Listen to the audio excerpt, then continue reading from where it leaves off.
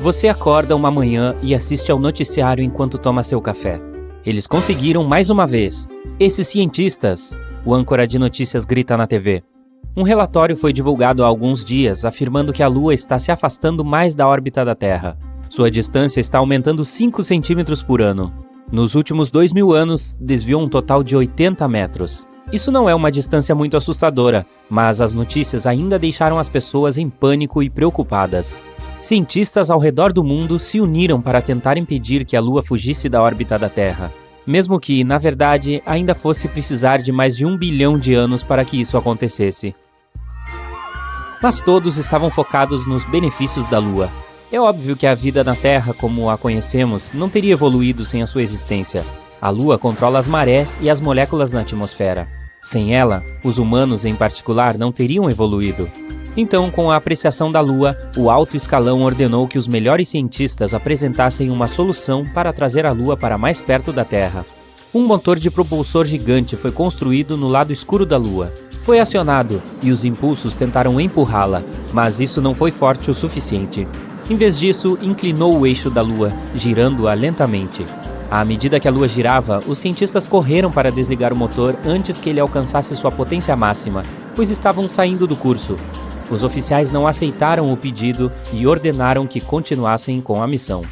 Os cientistas insistiram que a matemática não estava correta e não sabiam exatamente o que poderia ocorrer.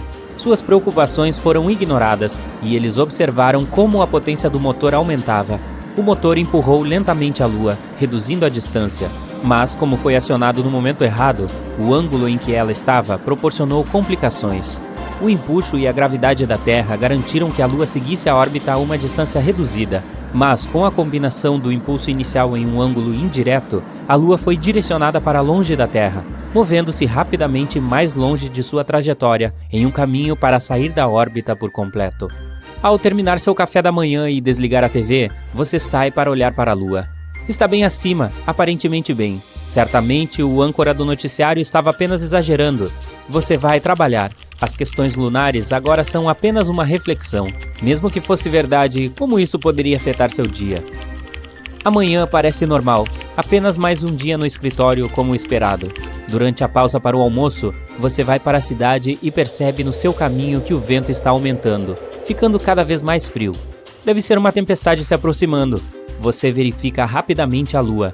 Parece menor, cerca de metade do tamanho do que era nesta manhã. Mas é meio-dia, então deveria estar desse tamanho, não? Depois de terminar sua refeição no restaurante, você sai e descobre que ficou mais escuro. O vento está muito mais forte do que antes, mas não há nuvens de tempestade no céu.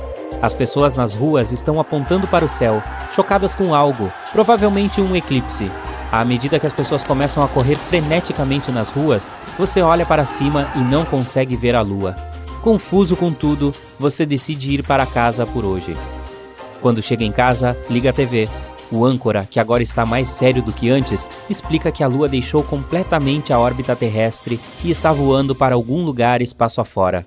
A perda da Lua significa que o ciclo diário mudou. Agora, há apenas 6 a 12 horas de luz solar por dia e mais de 1.000 dias por ano. Eu só tenho que trabalhar metade disso mesmo, você diz animado, dando socos no ar para comemorar. A falta da Lua cria um mundo completamente diferente. A atração da gravidade lunar é o que mantém a Terra no lugar em um ângulo de 23,5 graus, garantindo os padrões climáticos e os dias normais aos quais estamos acostumados. Confuso com todas as informações científicas, você sai para confirmar que não está sendo enganado. Uma semana de trabalho mais curta parece bom demais para ser verdade. Ao olhar para o céu, você percebe que as estrelas estão mais brilhantes do que antes. Você pode ver claramente os contornos dos braços da Via Láctea. As estrelas são muito mais numerosas do que você se lembra, com Vênus brilhando muito mais do que todas elas. É uma bela vista, mas você não tem certeza se um céu noturno mais claro vale a perda da Lua. Você nunca se interessou por astronomia. Então decide ir dormir. É uma boa ideia se ajustar ao novo ciclo noturno e diurno. Você ajusta seu alarme para 2 horas. Isso deve ser o suficiente, você diz para si mesmo feliz. Afinal, amanhã é sábado. Você precisa acordar cedo para surfar e pegar aquelas ondas da maré alta. Você acorda, junta suas coisas e dirige até a praia. As notícias no rádio explicam algumas questões sobre como a Terra agora está mais indefesa contra asteroides sem a Lua. Depois, falam sobre alguns problemas com as marés, algo sobre como a maré agora é um terço do tamanho que costumava ser antes. Você não tem certeza de como isso pode afetar as ondas. Talvez isso signifique que elas serão maiores. Você estaciona na praia, pega sua prancha e olha para o local onde costumava surfar.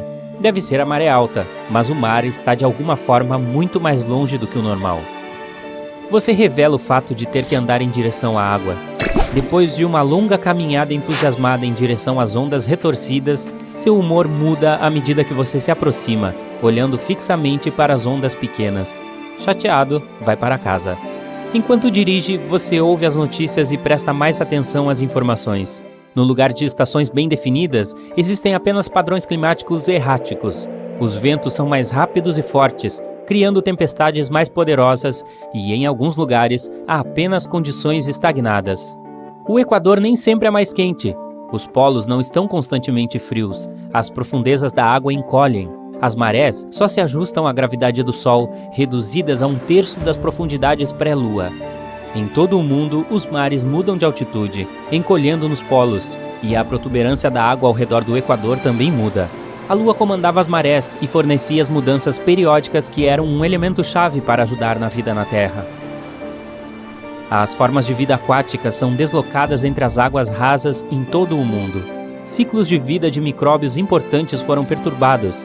Você não poderia imaginar que algo tão simples quanto uma mudança nas marés poderia ser tão importante para bilhões de formas de vida. A água e a precipitação, que estão distribuídas por todo o mundo, não podem fornecer sustento onde antes o faziam. O clima se tornou mais extremo, mais quente por períodos mais longos e mais frio para outras partes da Terra. Com o tempo, alguns milhares de anos no futuro, desertos secos farão a transição para eras glaciais. Essas mudanças intensas interrompem a ordem natural de todas as coisas para a vida na Terra. A Lua não apenas controlava as marés e o clima, mas costumava puxar moléculas para dentro da atmosfera à medida que se movia. O movimento, agora constante, interrompe moléculas, criando barreiras para a evolução futura. Você chega em casa, chateado depois de saber as notícias desanimadoras. Não só você nunca mais poderá surfar, mas toda a vida na Terra mudará. Uma era de involução começou. No ano seguinte, a flora e a fauna mudam para se ajustarem a este novo mundo. Animais migratórios que viajariam em direção a pastagens mais verdes não encontram nada. As aves ficam completamente confusas com a mudança nas estações. Animais que hibernam entram e saem de seus abrigos nos momentos incorretos, e a vegetação luta para crescer com a falta de luz solar. Animais noturnos não podem enxergar sem a assistência guiada do reflexo da lua. Embora Vênus seja uma fonte de luz mais brilhante quando escuro, é apenas 1/1000 de fração tão brilhante quanto a Lua. Animais predadores que caçam durante a noite não são capazes de encontrar suas presas, proporcionando uma oportunidade para animais menores prosperarem.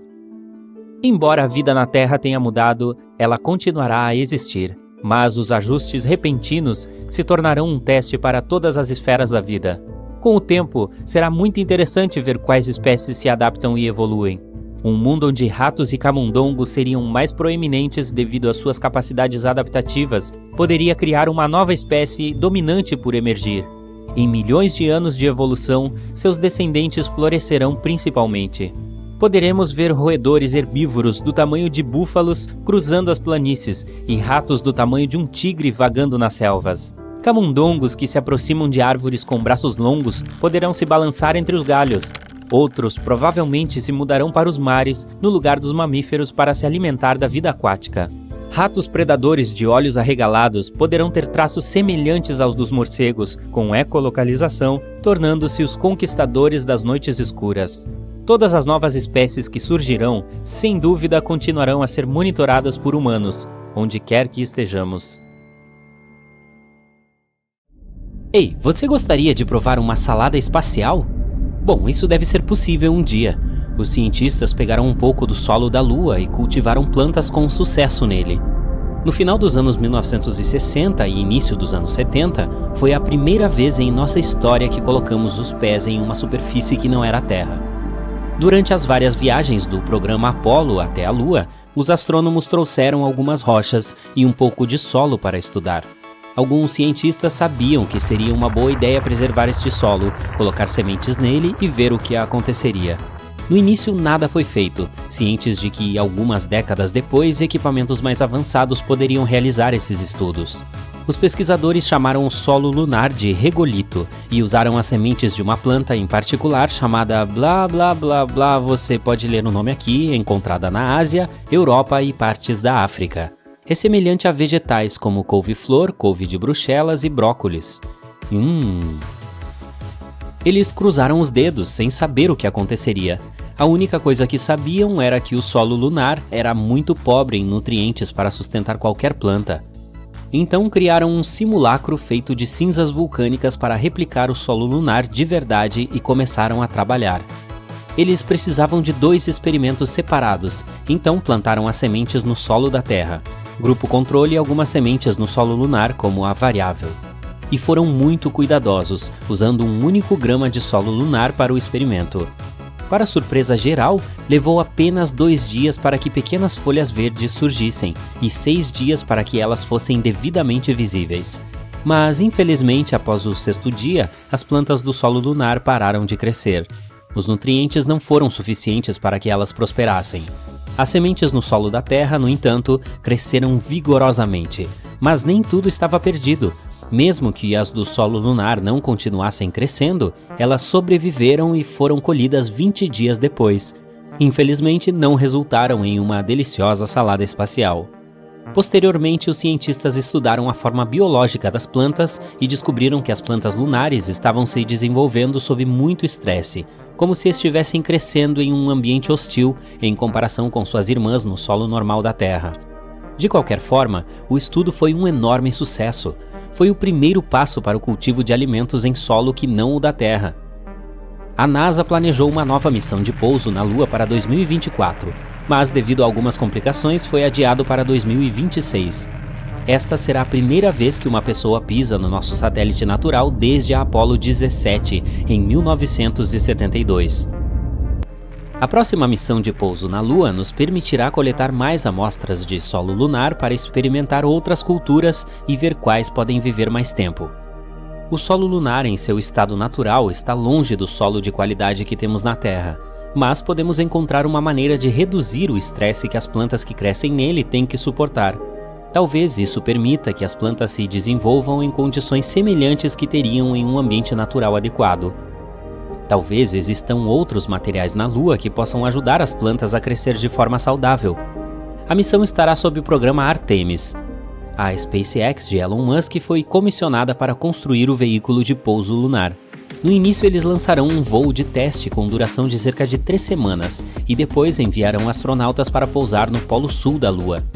Como essa seção não recebe luz solar, os cientistas acreditam que pode haver crateras de gelo de água lá que podem ser usadas para fazer combustível para foguetes. Isso reduziria o custo de futuras expedições para a Lua, já que o combustível não precisaria ser importado da Terra. Além de potencialmente cultivar plantas no solo lunar, usar gelo de água das crateras como combustível seria outra maneira de tornar a Lua autossuficiente para exploração espacial.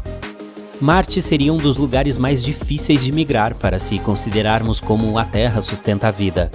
Mas os cientistas acreditam que, com a engenharia e as condições de vida certas, Marte pode potencialmente se tornar nosso novo lar. O planeta vermelho tem uma força gravitacional muito semelhante à da Terra, o que significa que construir edifícios com infraestrutura adequada não seria um grande problema. Nossos relógios biológicos também não seriam muito afetados, já que um dia em Marte é cerca de 40 minutos mais longo do que na Terra. Elon Musk planeja enviar robôs para testar as condições em Marte antes que os humanos possam pisar lá. Esses robôs serão humanoides imitando a maneira como as pessoas andam e se movem.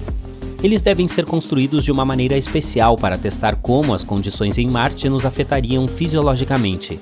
Esses robôs também podem começar a construir edifícios para as pessoas viverem e trabalharem. Precisamos estar muito avançados em nossas inovações agrícolas para cultivar culturas em ambientes hostis. Apesar de ser chamado de planeta vermelho, Marte é na verdade frio. Então teríamos que construir estruturas gigantes semelhantes a cúpulas para abrigar uma população humana. Elas precisariam ser autossuficientes para não depender dos recursos naturais da Terra.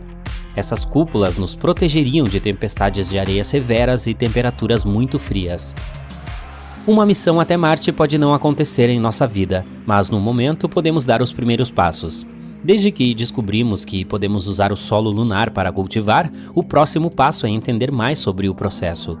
Não viveremos na Lua tão cedo, então não podemos usar os estudos do solo lunar para nos ajudar a resolver alguns problemas na Terra.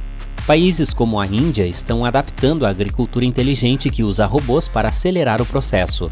Alguns robôs são projetados para semeadura, colheita, irrigação e outras tarefas. Os fabricantes de robótica estão em alta demanda agora. Eles produzem máquinas exclusivas como tratores e veículos aéreos automatizados que cuidam dos campos e culturas aquáticas. Essa forma de agricultura aumentará a produtividade e reduzirá os custos gerais, e também ajudará a economizar água, estudando o volume exato para cada cultura. Uma maneira legal e inovadora de agricultura é a vertical, que pode ser feita em cidades densamente povoadas. Praticamente qualquer armazém ou prédio abandonado serve. Essa forma de agricultura recicla a água usada no topo de uma fazenda vertical. Ela escorre para níveis mais baixos, sendo usada novamente. As plantas são empilhadas em leitos verticais para que a água escorra facilmente. Elas também usam luz natural e artificial. Essas fazendas geralmente não usam solo. Em vez disso, as raízes das plantas permanecem em uma solução rica em nutrientes, constantemente monitorada. Este método é econômico e fornece a quantidade exata de nutrientes para o crescimento de cada cultura. Outras fazendas verticais usam lagoas com peixes vivendo no fundo. Esses peixes produzem resíduos muito ricos em nutrientes, que servem como alimento para as plantas. As fazendas verticais estão se tornando mais populares e podem em breve substituir a agricultura tradicional. A agricultura vertical permitirá que os agricultores aumentem quase 10 vezes a quantidade que produzem no campo, tudo por utilizar o espaço acima e abaixo, e ainda elimina a preocupação com as pequenas criaturas que costumam roubar as colheitas. A única preocupação é com os que voam. A agricultura interna está se tornando muito popular. As culturas que crescem ao ar livre sempre enfrentam riscos naturais que podem danificá-las. Mas com a agricultura interna não ficamos na dependência das estações do ano para o cultivo. As fazendas internas podem replicar as condições climáticas ideais para qualquer fruta ou vegetal em qualquer estação. Há também a alteração do genoma para tornar cada colheita a melhor possível. Isso ajudará a eliminar as sementes ruins, literalmente. Não teremos que desperdiçar toneladas de culturas que não são adequadas para consumo. Elas ainda podem ter nutrientes extras e mais saudáveis. Todos esses métodos são apenas os primeiros passos antes de começarmos com a agricultura espacial em planetas com ambientes hostis. Cultivar plantas no espaço não é nada novo. A Estação Espacial Internacional tem uma variedade de jardins especializados para o cultivo de vegetais. Os cientistas estão estudando o cultivo de culturas e plantas em gravidade zero, o que pode fornecer alimentos frescos para os astronautas. Eles usam luzes LED acima das plantas para acelerar o crescimento e instalam mecanismos de rega adequados. Isso pode ser útil para os astronautas na Estação Espacial Internacional, mas e se estivéssemos viajando pela galáxia para povoar novos planetas? Teríamos que considerar um grande espaço dedicado à agricultura interna. Por outro lado, é provável que a tecnologia melhore tanto até lá que nem precisaremos de vegetais e frutas em nossa dieta diária. Podem surgir outras alternativas deliciosas para comer, mas prefiro aquela salada espacial, por favor. Você tem croutons? Neil Armstrong estava se preparando para sua missão na Lua há mais de 3 anos. Para resistir às condições de microgravidade, ele precisou aprender a andar de lado, sendo amarrado e suspenso em um ângulo e tentando andar ao longo das paredes. Seus limites foram testados através de uma dieta intensa e regime de sono, já que no espaço ele só teria carne e vegetais previamente desidratados e colocados em uma embalagem. Antigamente, os astronautas tinham que passar dias no deserto, na selva, no mar aberto, além do treinamento de sobrevivência ártica. Hoje em dia é muito mais estruturado, mas naquela época era algo como vamos deixar essa pessoa no meio do nada sem suprimentos e ver se sobrevive. Antes de pousar na Lua, Neil Armstrong teve que coletar e estudar amostras de rochas no Grand Canyon, explorar antigas formações vulcânicas na área de testes de Nevada e procurar aberturas de gás e lava, lagos de lava e crateras em vários locais do Havaí. Em 20 de julho de 1969, Armstrong recebeu um café da manhã saudável antes de decolar, bife, ovos, torradas, suco e café. Ele recebeu o que os médicos chamam de refeição de baixo resíduo, o que significa que ele não teria que ir ao banheiro logo depois. Levou 109 horas e 42 minutos para chegar à superfície da Lua, em uma área chamada o Mar da Tranquilidade. Ele teve que viajar 384.400 quilômetros para chegar lá. A tripulação poderia ter ido para o Oceano das Tempestades ou para a Baía Central, mas este lugar foi escolhido para pousar porque tinha boa visibilidade, era relativamente plano e facilmente acessível com o mínimo de combustível possível. Quando estava a cerca de 150 metros acima da superfície da Lua, Armstrong teve que manobrar a nave espacial manualmente para garantir que não pousasse em uma cratera perigosa. Ele continuou sobrevoando por cerca de 1 minuto e meio, movendo-a para os lados até se sentir confortável para pousar. Assim que seu dispositivo pousou em segurança, ele imediatamente fez uma conexão por rádio para o controle da missão, localizado em Houston, no Texas, com a agora famosa mensagem: "A águia pousou". Firmemente, ele desceu a escada do módulo lunar, enquanto uma câmera de televisão estava conectada à nave para registrar seu progresso. A câmera também transmitiu o sinal de volta à Terra, onde centenas de milhões de pessoas estavam assistindo ansiosamente. Precisamente às 23 horas e 56 minutos pelo horário de Brasília no mesmo dia, Armstrong colocou os pés no solo lunar, dizendo: "Esse é um pequeno passo para o homem, um salto gigantesco para a humanidade". O cronograma dizia que o astronauta precisava dormir antes de pisar na Lua, mas ele escolheu sair mais cedo do que o planejado, já que obviamente não conseguia dormir. Se Armstrong tivesse andado na Lua sem equipamento especial para respirar, ele teria sentido um odor estranho, meio mofado e sulfúrico. Ainda assim, ele teve a chance de sentir o cheiro quando retornou ao módulo lunar. O fato é que partículas do solo estavam agarradas aos seus pés, então o odor se espalhou por toda a cabine. Ele descreveu como o cheiro de cinzas molhadas de uma lareira, ou como o ar cheira após fogos de artifício. Quem teria imaginado que precisaria levar uma vela perfumada quando fosse para a Lua? Além das pessoas que foram até lá, ninguém jamais teve a chance de saber exatamente que cheiro a tripulação sentiu. Mesmo durante essa primeira missão, quando amostras de solo e rocha da Lua foram transportadas para laboratórios em containers herméticos, quando abertas na Terra, surpreendentemente o cheiro havia desaparecido. Ele também sentiu que a superfície da Lua era fina e parecia um pó, mas disse que não tinha dificuldade em se movimentar. Um outro membro de sua equipe se juntou a ele cerca de 20 minutos depois.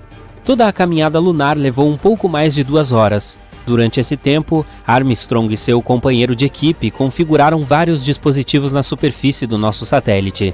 Um deles era para medir com precisão a distância exata de lá até a Terra, cronometrando o tempo de um feixe de laser para ir e voltar da Terra até a superfície lunar. Outro era destinado a medir terremotos lunares e possíveis impactos de meteoros, o que nos levou à descoberta de que a Lua estava muito viva afinal. Sabemos hoje que os maiores terremotos lunares são muito mais fracos do que os terremotos que acontecem na Terra, embora seus movimentos possam durar até 1 hora, muito mais do que no nosso planeta. Eles conseguiram reunir cerca de 23 quilos de amostras de rocha e solo, e também tiraram muitas fotografias do terreno, onde também hastearam uma bandeira dos Estados Unidos. O astronauta até teve a chance de conversar com o presidente Richard Nixon por menos de 1 minuto. A última coisa na lista para Armstrong era dar uma caminhada até o que hoje é conhecido como Cratera Oriental, 60 metros a leste do módulo lunar. Foi a maior distância percorrida da nave espacial naquela missão específica, aproximadamente o comprimento da metade de um campo de futebol. Assim que suas tarefas foram concluídas, Armstrong voltou para o módulo lunar e fechou a escotilha com segurança para dormir um pouco. Enquanto se preparavam para a decolagem, Armstrong e sua equipe descobriram que, por causa de seus trajes espaciais robustos, haviam quebrado o interruptor de ignição do motor de subida. Não é grande coisa, eles pensaram, então usaram parte de uma caneta para empurrar o interruptor e iniciar a sequência de lançamento. Às 13h54, a famosa águia começou a subida. Além do equipamento científico instalado na superfície da Lua, uma placa também foi deixada lá. Dizia: "Aqui, homens do planeta Terra pisaram pela primeira vez na Lua. Julho de 1969 d.C. Viemos em paz por toda a humanidade." Anos depois, Armstrong disse que a NASA limitou seu tempo na Lua, porque eles não sabiam como os trajes espaciais enfrentariam as temperaturas extremas de lá, tão altas quanto 127 graus Celsius durante o dia, a tão baixas quanto 173 graus abaixo de zero à noite. As coisas ficaram um pouco mais complicadas quando Armstrong e sua equipe pousaram de volta na Terra, porque eles haviam sido expostos a partículas espaciais desconhecidas. O resultado?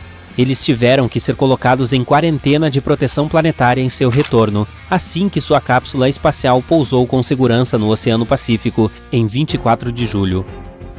Essa quarentena específica para os astronautas da Apollo 11 é uma das razões pelas quais temos micro-ondas em nossas cozinhas hoje. Quando eles voltaram da Lua pela primeira vez, inicialmente passaram seus primeiros dias em uma instalação móvel de quarentena, ou MQF. Claro, a MQF tinha cadeiras confortáveis, beliches, banheiros e chuveiros, mas não tinha muito espaço para uma cozinha chique. Como não havia espaço para um forno ou churrasqueira padrão, e também para reduzir os possíveis incêndios que poderiam ter ocorrido, a NASA teve que ser criativa. Foi assim que o forno de micro-ondas de bancada foi desenvolvido, para ajudar os astronautas com suas refeições sem a agitação de uma cozinha totalmente equipada. Hoje em dia você pode ver o primeiro micro-ondas em um museu em Oakland, Califórnia. Depois de retornar à Terra, Armstrong afirmou que nunca mais alcançaria as estrelas. Mas ele não parou de explorar. Em 1985, se juntou a uma equipe profissional de outros maiores exploradores para o Polo Norte. Ele se juntou ao alpinista Edmund Hillary, ao aviador Steve Fossett e ao fotógrafo Patrick Morrow, chegando ao Polo Norte em 6 de abril de 1985. Armstrong afirmou que queria ver como era o gélido polo da Terra de perto, já que ele só o tinha visto da superfície lunar. A missão Apollo 11 foi, no entanto, inesquecível para Armstrong. Em 2015, a instituição Smithsonian descobriu que ele havia guardado escondido um saco de tecido cheio de pequenas partes do módulo lunar, incluindo seu cinto, algumas luzes úteis e seus suportes, uma chave de emergência e a mira óptica que estava montada acima da janela do módulo espacial, assim como a câmera de aquisição de dados que gravou as imagens icônicas de Armstrong dando seu pequeno passo na Lua. Armstrong guardou isso para si por muitos anos, até que sua viúva Carol finalmente encontrou. Ele até manteve isso em segredo de seu biógrafo oficial, que muitas vezes perguntou se ele havia guardado alguma recordação de sua famosa missão. No entanto, ele não trouxe esses objetos de volta à Terra sem que ninguém percebesse. Apenas mencionou que era um monte de lixo que ele queria trazer de volta. Está escuro lá fora. São quase 2 da manhã. Você sai e olha para o céu. E aqui está ela, brilhante, a lua cheia. E você pode pensar que sabe muito sobre o satélite natural da Terra, mas deixa eu te perguntar, como ele se formou? A resposta é: ninguém sabe. Mas claro, existem teorias. A mais popular, chamada de Teoria do Impacto Gigante, afirma que surgiu durante uma colisão entre a Terra e outro planeta, provavelmente menor que o nosso, do tamanho de Marte. E o próprio choque provavelmente aconteceu há cerca de 4,5 bilhões de anos. Outra hipótese, chamada de Teoria da Captura, afirma que a Lua costumava ser um asteroide ou algum outro corpo errante e se originou em qualquer outro lugar do Sistema Solar. Quando estava passando por aqui, foi pego pela nossa gravidade. Mas nesse caso há uma pegadinha. Nosso planeta e a Lua têm notáveis semelhanças isotópicas e químicas. Então, devem ter uma história ligada, o que significa que ela não poderia ter sido criada em outro lugar. Outros especialistas acreditam que, em algum momento do passado, a Terra estava girando tão rápido que parte de seu material se desprendeu, e logo começou a orbitar nosso planeta. Foi assim que a Lua apareceu no céu. Mas, novamente, há um problema. Nesse caso, a proporção e o tipo de minerais nela teriam que ser os mesmos que os daqui. Porém, há pequenas diferenças. Nosso satélite é mais rico em materiais que se formam muito rapidamente em altas temperaturas. Há mais uma teoria, e provavelmente a menos empolgante. Ela afirma que a Lua poderia simplesmente ter aparecido junto com a formação da Terra. Duh! Mas hoje em dia, uma questão mais urgente mantém os astrônomos ocupados. Trata-se realmente de um satélite da Terra, ou são 2 planetas gêmeos? A Lua é grande comparada ao nosso mundo, cerca de 1/4 do tamanho. É por isso que alguns especialistas se referem ao nosso sistema planetário como um planeta duplo. Mas até que ponto isso é correto? Se quisermos descobrir, precisamos olhar a definição da palavra planeta. De acordo com a União Astronômica Internacional, é um corpo espacial que orbita o Sol, é grande o suficiente para ter uma forma quase redonda graças à sua gravidade e limpou a região ao redor de sua órbita. Agora, que tal um satélite? É um objeto que orbita em torno de um corpo celeste maior. Se tomarmos o sistema Terra-Lua, seu centro de gravidade, chamado baricentro, está dentro da Terra. É por isso que, no momento, não podemos dizer que vivemos em um sistema de planetas gêmeos. De acordo com esta definição, a Lua é o nosso satélite. Agora, vamos voltar ao passado, tipo 3 ou 4 bilhões de anos atrás. Embora ela não fosse um planeta, provavelmente tinha uma atmosfera completa que se formou em momentos de poderosas erupções vulcânicas. Os gases se espalharam por toda a superfície e aconteceu tão rápido que não tiveram tempo de escapar para o espaço. Naquela época, a superfície lunar estava coberta de bacias cheias de basalto vulcânico. Imagine enormes plumas de magma voando alto, caindo no chão e criando fluxos de lava. Foi assim que as bacias de basalto apareceram na superfície de lá. A certa altura, os cientistas colocaram as mãos em amostras trazidas da Lua e descobriram que os fluxos de lava continham não apenas monóxido de carbono e enxofre, mas também os blocos de construção da água. Graças a essas amostras, os pesquisadores conseguiram calcular a quantidade de gás que subiu e formou a atmosfera. Tornou-se o mais espesso há cerca de 3,5 bilhões de anos e existiu por cerca de 70 milhões de anos. Depois disso, puff! A atmosfera se perdeu no espaço.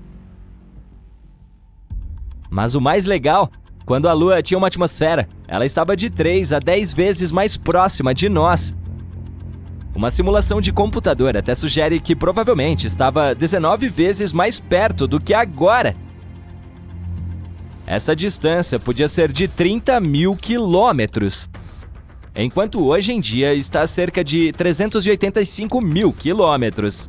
É por isso que a Lua parecia muito maior no céu. Infelizmente, naquela época, nem mesmo os dinossauros estavam por aí para admirar a vista. Atualmente, a atmosfera lunar é quase inexistente, pontilhada de crateras. E é por isso que o satélite não consegue se proteger dos meteoritos. Para comparação, existem cerca de 190 crateras de impacto identificadas por aqui. Muitos estão escondidos pela vegetação ou cobertos por água. Mas se falamos da Lua, o número é muito maior. Vários milhões, e cerca de 5 mil deles têm mais de 20 quilômetros de diâmetro. E como ela é menos ativa sismicamente que a Terra, essas crateras e outras formações antigas permanecem em perfeitas condições por séculos. Quando você olha para a Lua, é o objeto mais brilhante no céu noturno. Mas na verdade, a superfície é escura, porque a refletância de lá é um pouco maior que a do asfalto. Você pode saber que a atração gravitacional lunar causa as marés em nosso planeta, fazendo com que os oceanos se projetem tanto no lado mais próximo da Lua quanto no mais distante. Mas isso não é tudo. Ela também diminui a rotação da Terra. Esse fenômeno é conhecido como frenagem de maré. Aumenta a duração de um dia por aqui em pouco mais de 2 milissegundos a cada 100 anos. E nosso satélite também está se afastando, na mesma proporção em que nossas unhas crescem. Isso é cerca de 4 centímetros por ano. Se um dia ela se for pelo espaço, nosso planeta viverá tempos difíceis. Sem a atração gravitacional estabilizadora da Lua, o eixo de rotação da Terra começaria a mudar descontroladamente, de nenhum ângulo de inclinação, o que significa que não haveria estações, até um grande ângulo, resultando em condições climáticas extremas. Embora a superfície lunar esteja quase inativa, o nosso satélite ainda sofre terremotos. Uma teoria sugere que podem estar acontecendo porque ele está encolhendo enquanto seu interior está esfriando. Os cientistas dizem que a Lua se tornou cerca de 45 metros mais fina do que costumava ser várias centenas de milhões de anos atrás. Para ajudar a entender, imagine uma uva se transformando em uma passa. Ela enruga enquanto encolhe. O mesmo está acontecendo com o nosso satélite, que está encolhendo e enrugando. Só que, ao contrário de uma uva, não tem casca flexível. Sua superfície é dura e quebradiça. Assim, à medida que ocorre o encolhimento, a crosta racha e quebra. e suas seções são empurradas para as partes vizinhas. Quer saber outra coisa legal? Um estudo recente afirma que a Lua tem uma cauda, e todos os meses envolve o nosso planeta como um cachecol. Essa cauda delgada é composta de milhões de átomos de sódio, e a Terra viaja regularmente diretamente através dele. Ataques de meteoros explodem esses átomos de sódio para fora da superfície lunar e para o espaço. Durante vários dias, todos os meses, nosso satélite permanece entre o Sol e o nosso planeta. É quando a gravidade terrestre pega essa cauda de sódio e a arrastamos por uma longa faixa que envolve sua atmosfera. Esta cauda lunar é totalmente inofensiva e também invisível ao olho humano, 50 vezes mais escura do que você pode perceber. Mas durante raros dias, telescópios de alta potência podem detectar seu leve brilho amarelado no céu.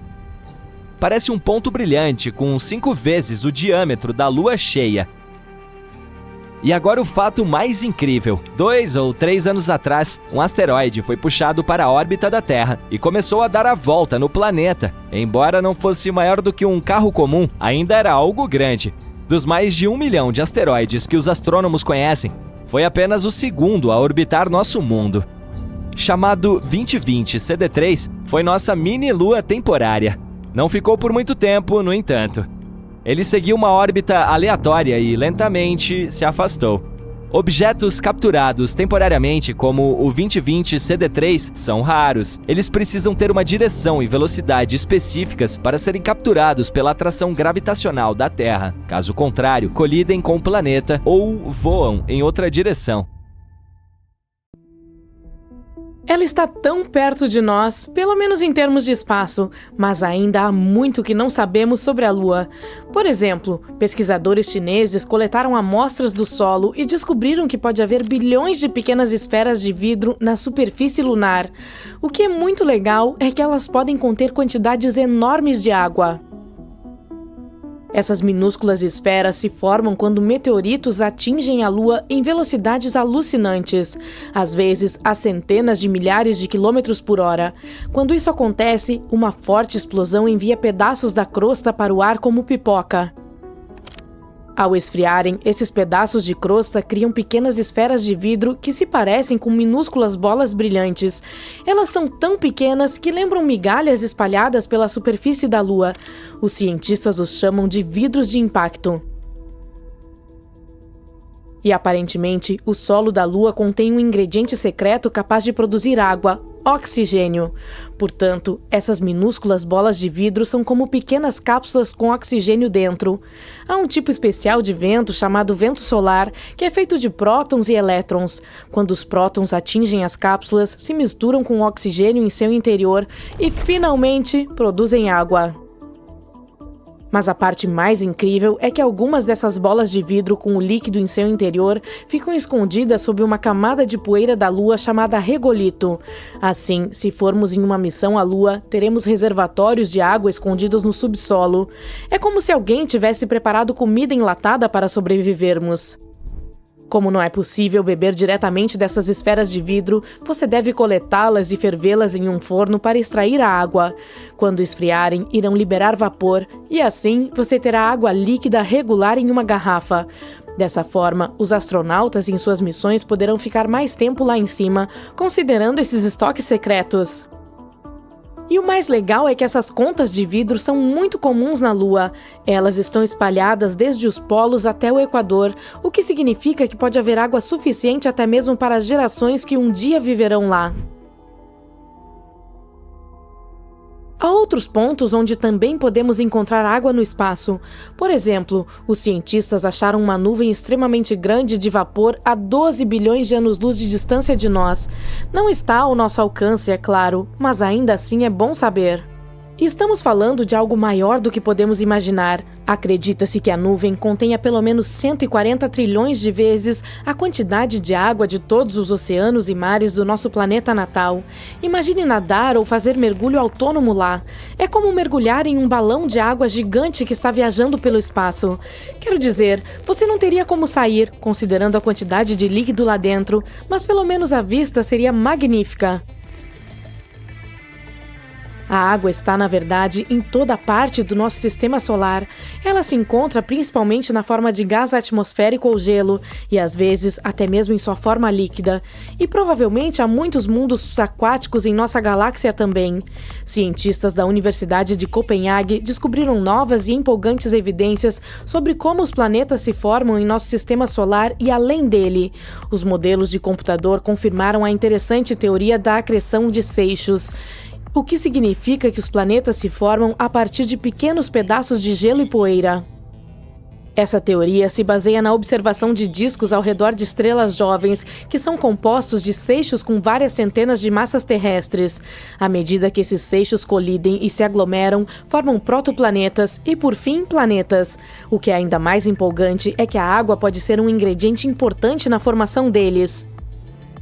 Isso também significa que ela pode não ter chegado à Terra por acaso, por meio de cometas gelados que atingiram nosso planeta, por exemplo. Em vez disso, talvez estivesse lá desde o início. Quem sabe os planetas da nossa vizinhança, como Marte e Vênus, também tenham se formado com água. Os cientistas também dizem que não devemos presumir que somos um caso especial só porque temos esse líquido. Pode haver muitos planetas em nossa galáxia da Via Láctea tão grandes quanto o nosso, que da mesma forma possuem água. Isso significa que talvez existam muitos mundos em nossa galáxia com continentes e oceanos, o que também pode indicar uma grande quantidade de vida lá fora esperando para ser descoberta.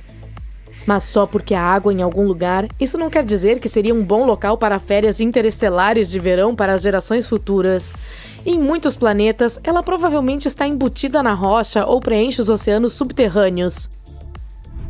Os pesquisadores verificaram mais de 40 exoplanetas que conhecemos. Todos são menores que Netuno e estão localizados em torno de algo que chamamos de estrelas anãs vermelhas. Elas constituem 80% de todas as estrelas que conhecemos em nossa galáxia e são mais frias que o Sol, além do menor tipo de estrela que queima hidrogênio. E pode haver mais planetas com enormes quantidades de água do que pensávamos. Além disso, ela pode ocupar até metade da massa total deles. Os cientistas sabem disso porque estão estudando a densidade desses exoplanetas e perceberam que eles são leves demais para serem feitos inteiramente de rocha. Já mencionei Vênus antes. Atualmente é um planeta quente e rochoso, um pouco menor que a Terra, com uma atmosfera seca e apenas alguns traços de vapor de água. Também é pobre em oxigênio. Mas em seus estágios iniciais, pode ter sido um mundo completamente diferente, com água líquida e até mesmo nuvens, o que significa que é possível que tenha existido vida. E se Vênus fosse semelhante à Terra, com oceanos e temperaturas moderadas? Seria ótimo se continuasse assim, pois essas parecem ser boas condições para o desenvolvimento da vida. Então, provavelmente já estaríamos escrevendo cartas para alguns de nossos amigos espaciais de lá ou visitando-os. Mas o cenário tomou uma direção diferente para Vênus há cerca de 700 milhões de anos. O planeta ficou tão quente que perdeu todo o seu oxigênio. Por isso, não foi possível formar água líquida em sua superfície. Em vez disso, desenvolveu uma atmosfera espessa composta de dióxido de carbono, o que tornou esse mundo ainda mais quente do que Mercúrio, apesar de estar 2 vezes mais distante do Sol. Nem mesmo os cometas gelados que o atingiram conseguiram levar água de volta à sua superfície. Também não é possível fazer isso de forma artificial. Seria como tentar cultivar uma flor delicada em um deserto. Não importa o quanto você a regue, se as condições forem muito secas e severas, ela não irá sobreviver. Mas algumas pessoas pensavam que a água na atmosfera de nosso vizinho próximo poderia ser suficiente para o desenvolvimento da vida. Além disso, os cientistas descobriram que existe um composto chamado fosfina, que é frequentemente associado a organismos vivos na Terra. Talvez no passado isso fosse suficiente. Hoje, a quantidade de água em Vênus é tão pequena que nem mesmo os nossos micróbios mais resistentes e extremamente tolerantes às secas conseguiriam se manter vivos lá. A fosfina ainda é uma descoberta interessante que vale a pena investigar, mas não é algo que nos diga que poderia haver vida em Vênus. Júpiter pode ser uma opção mais provável para isso. A sonda Galileu sobrevoou a atmosfera desse magnífico gigante gasoso para medir a temperatura e a atividade da água, e descobriu que havia o suficiente para a existência de vida nas nuvens do planeta. Mas, infelizmente, não há nutrientes suficientes lá. Além disso, há muita radiação ultravioleta, de modo que a maioria maioria dos organismos não seria capaz de sobreviver. E todo mundo conhece a Europa, uma das luas de Júpiter. É exatamente esse lugar em nosso sistema solar que tem as maiores chances de abrigar vida. Sua crosta gelada provavelmente esconde um oceano por baixo. E devido à gravidade de Júpiter que afeta a Europa, o oceano não está congelado, mas permanece líquido.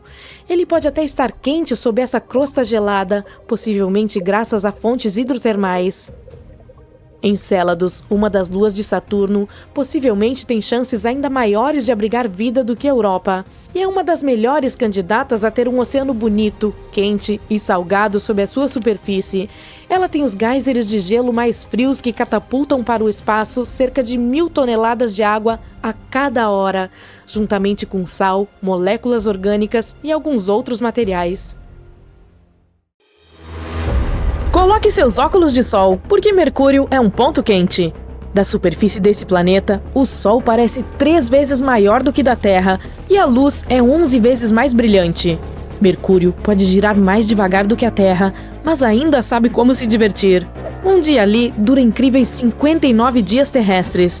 Mas não se preocupe, um ano por lá leva apenas 88 dias por aqui. Portanto, se quiser se sentir como um centenário, basta dividir sua idade por 0,25 ou multiplicá-la por 4. Dessa forma, obterá sua idade mercuriana aproximada. Fácil, fácil! E não vamos nos esquecer da órbita peculiar desse carinha. Para cada 2 voltas ao redor do Sol, ele gira 2 vezes. Isso significa que cada hemisfério tem um ano inteiro de luz solar seguido de uma longa noite. Os fusos horários seriam uma bagunça por lá, portanto, vamos nos ater ao GMT. Alguém se esqueceu de levar o lixo para fora? Por que está cheirando a ovo podre aqui? Ah, desculpe, é porque estamos em Vênus e essas nuvens fedorentas não têm cheiro de rosas. O dia de qualquer planeta é basicamente o tempo que ele leva para dar uma volta completa em seu eixo. Bem, Vênus demora um bom período para fazer isso, muito mais devagar do que a Terra, na verdade. Portanto, um dia por lá equivale a incríveis 243 por aqui, ou quase 6.000 horas. Agora, é aqui que as coisas ficam um pouco complicadas. Como o dia em Vênus é tão longo, na verdade usamos o da Terra como padrão para manter o tempo no planeta, o que significa que há apenas um fuso horário venusiano. Parece conveniente, não é? O ano de Vênus corresponde a aproximadamente 225 dias terrestres. Portanto, se você estivesse comemorando aqui a chegada do ano 2000, esse seria o de 3.251 em Vênus. Portanto, para acompanhar o tempo por lá, podemos usar o ano local, composto de 225 dias terrestres. Mas a cada 3 anos aproximadamente, há um mais curto, composto de apenas 224 dias. Não é tão confuso assim, pois também temos anos bissextos aqui, só que o funcionamento é um pouco diferente. Chegamos ao nosso mundo. Uau! Quantos fusos horários temos nessa grande bola azul? Que rufem os tambores! 24! E você sabia que podemos mexer um pouco com o tempo? Sim, em cerca de 80 países, principalmente na Europa e nas Américas, temos algo chamado horário de verão. É quando adiantamos nossos relógios em 1 hora durante o verão para que possamos aproveitar todo aquele sol maravilhoso. Mas cada país tem suas próprias regras sobre essa questão, portanto, certifique-se de não ser pego cochilando quando deveria estar trabalhando. E veja só, algumas regiões têm até fusos horários que diferem do padrão, com incrementos de meia hora ou 15 minutos. Você consegue imaginar a Lua com seu próprio fuso horário? A Agência Espacial Europeia anunciou recentemente que está na hora de a Lua ter um fuso horário sincronizado. Com cada vez mais países e empresas privadas planejando missões para o nosso vizinho lunar, é importante que todos falem a mesma língua quando se trata de cronometragem. No momento, cada missão leva consigo o tempo universal coordenado da Terra, o que é bom quando há apenas algumas explorações acontecendo ao mesmo tempo. Mas com dezenas de missões lunares planejadas para os próximos anos, as coisas vão ficar complicadas. Precisamos de um sistema para garantir que todos estejam na mesma página, ou acabaremos com diferentes espaçonaves fora de sincronia umas com as outras. E ninguém quer esse tipo de caos no espaço. A precisão do horário é muito importante para a comunicação e a navegação. Portanto, precisamos descobrir uma maneira de garantir que todos estejam sincronizados. A Agência Espacial Europeia ainda não descobriu exatamente qual será a forma desse novo fuso horário lunar, mas está trabalhando nisso. Deveria haver uma única organização responsável por manter o horário lunar ou deveríamos deixar a Lua definir? E quanto a fusos horários mais granulares com base na posição do Sol? Todas essas são perguntas importantes que precisam ser respondidas. Quando se trata de um dia em Marte, ele não é muito diferente que o daqui. Estamos falando de 24 horas, 39 minutos e 35 segundos. Um ano marciano equivale a 1,8 na Terra, o que significa que o ano de 2000 aqui foi o de 1773 em Marte. Quase me esqueci. O ano por lá equivale a 668 dias terrestres. Ufa, resolvemos o calendário marciano, porém Marte vai precisar de fusos horários locais. Devido à sua órbita alongada, a diferença entre as horas de verão e de inverno será significativa.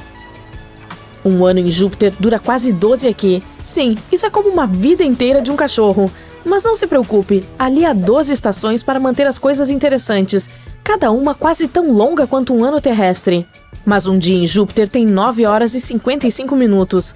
Além disso, como o planeta não tem uma superfície sólida, as nuvens se movem em velocidades diferentes, de modo que 2 estações atmosféricas flutuantes podem ter dias diferentes. Ei, se vivêssemos por lá, precisaríamos muito de um aplicativo legal que rastreasse todas essas coisas. De qualquer forma, se algum dia terraformarmos aquela região, a maior parte da população teria que viver nas luas jupiterianas, porque a atmosfera é muito selvagem. E veja só, os períodos de revolução das luas estão conectados. Portanto, podemos usar o mesmo sistema de contagem de dias para todas elas. Em Io, podemos ter 2 dias jupiterianos em um dia terrestre. Como dividimos isso? Bem, poderíamos ter 1 minuto de 53 segundos e 1 hora de 103 minutos. Ou simplesmente manter 1 minuto e a hora da Terra e ter um dia com 21 horas e 13 minutos de duração. Quantos anos você tem? Eu tenho 200 dias, e você?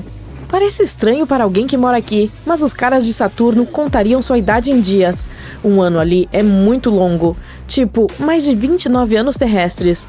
As crianças teriam apenas uma fração de 1 ano, enquanto os mais velhos teriam 3 anos. Portanto, para manter o controle do tempo por lá, poderíamos dividir um ano em 29 ou 30 estações. Ah, e um fato curioso: Saturno nem sequer tem uma superfície sólida, apenas nuvens giratórias que rodam em velocidades diferentes. Mas ainda assim, poderíamos montar algumas estações de pesquisa legais ou balões de extração de hélio para flutuar lá em cima. Um ano uraniano dura incríveis 84 terrestres. Portanto, para facilitar as coisas, continuaremos a usar os anos da Terra em nossos cálculos, e os anos naturais de Urano podem ser aproveitados em ocasiões especiais, como quando se completa um ano por lá. Como o planeta não tem uma superfície sólida, o período de rotação é muito variável. Somente missões científicas e empresas de mineração de hélio são corajosas o suficiente para se aventurar na atmosfera. E veja só, cada lua tem seu próprio sistema de dia e data. Muito confuso. A maioria das pessoas nunca irá comemorar um ano em Netuno, porque é muito tempo para nós, humanos. Mas não se preocupe, ainda usaremos confetes e chapéus de festa em ocasiões especiais, como no aniversário de 2 anos da chegada da primeira nave espacial ao planeta. Quanto ao resto do tempo, usaremos apenas os anos terrestres para todas as nossas necessidades comerciais. Plutão leva impressionantes 240 anos terrestres para orbitar o Sol, o que é tempo demais para ser utilizado como um ano em nossa vida cotidiana. Um dia ali é quase como uma semana na Terra. Portanto, para manter o controle do tempo, vamos dividir isso em 6 dias plutonianos, 3 de luz e 3 de escuridão. O que significa que um dia padrão em Plutão irá durar um pouco mais do que um na Terra. Agora, como o eixo do planeta anão é super inclinado, usar fusos horários seria inútil. Portanto, utilizaremos apenas um fuso horário para todo o sistema. Fácil assim. Quanto ao ano padrão, será quase o mesmo que o terrestre, cerca de 343 dias. Mas, uma vez a cada 10 anos, acrescentaremos um dia extra só por diversão. Isso é tudo por enquanto. Te vejo em Plutão.